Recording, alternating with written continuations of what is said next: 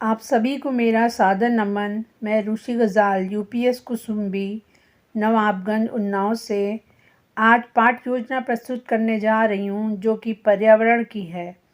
पाठ का नाम जल है और ये पाठ नंबर 4 है। प्रकरण इस प्रकार है। समान उद्देश्य में छात्र अपने पर्यावरण को जानेंगे।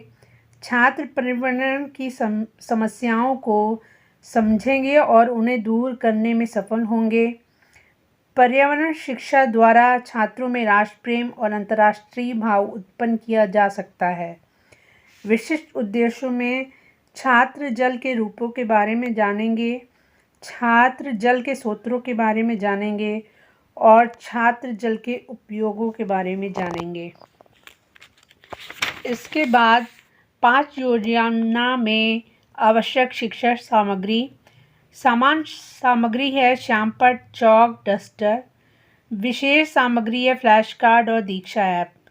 पूर्व ज्ञान में हम ये मानते हैं कि छात्र जल और उनके स्रोतों के बारे में पहले से ज्ञान रखते हैं।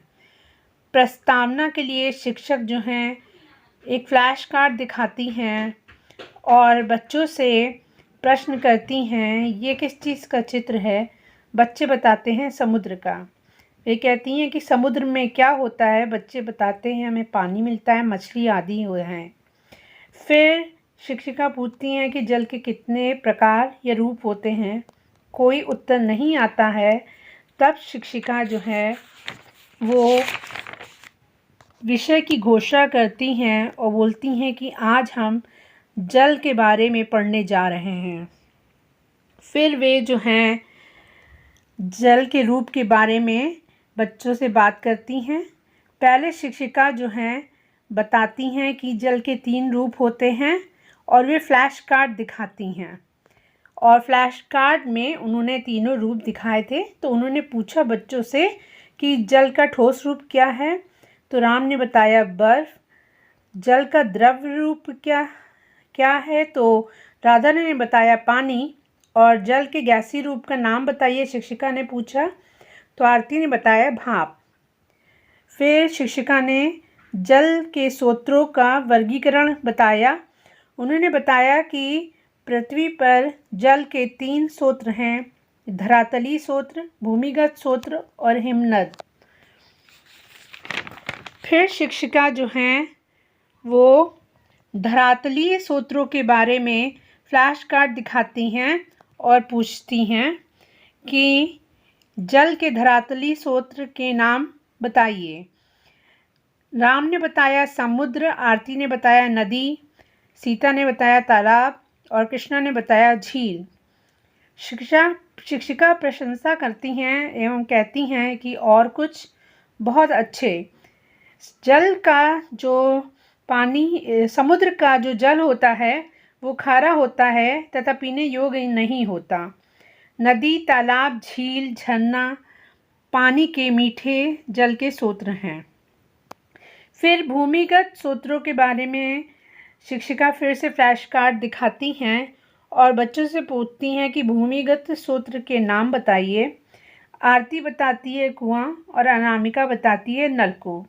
शिक्षिका समझाती हैं कि धरातल पर पाए जाने वाले जल का भाग रिस कर भूमि के अंदर एकत्रित हो जाता है, जिसे कि भूमिगत जल कहते हैं।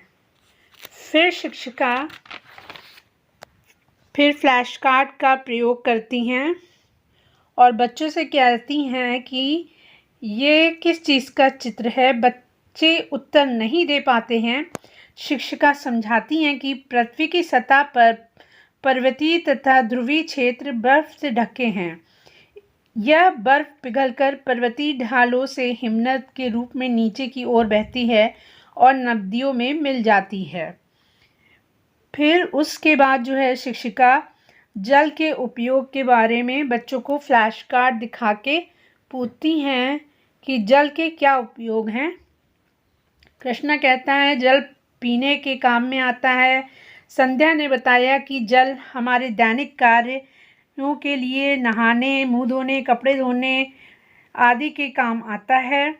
आदर्श ने कहा, जल का प्रयोग घरेलू कार्य जैसे खाना पकाना, साफ सफाई करना आदि के उपयोग में होता है। फिर जो है एक छात्र ने बताया कि जल का उपयोग कृषि में होता है। इसके आगे फिर शिक्षिका कहती हैं कि कोई उत्तर नहीं आता है, तो शिक्षिका समझाती हैं कि जल का उपयोग औद्योगिक कार्यों में भी होता है, जैसे विद्युत ऊर्जा उत्पन्न करने के लिए जल का उपयोग जो है हम करते हैं। और जो है उन्होंने उसका एक फ्लैश कार्ड दिखाया। आगे शिक्षिका जो हैं एक प्रोजेक्ट विधि एवं आईसीटी का प्रयोग करती हैं और बच्चों को जो है निम्नलिखित यूट्यूब की एक मूवी जिसका कि नाम वाटर है वो दिखाती हैं और बच्चों को दीक्षा ऐप से यह पाठ समझाती हैं। फिर शाम पट गतिविधि में शिक्षिका जो हैं सारांश लिखती हैं।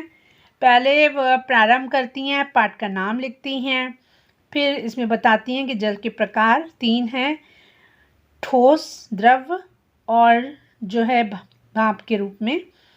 जल के स्रोतों के नाम बताती हैं, धरातली स्रोत, भूमिगत एवं हिमनद।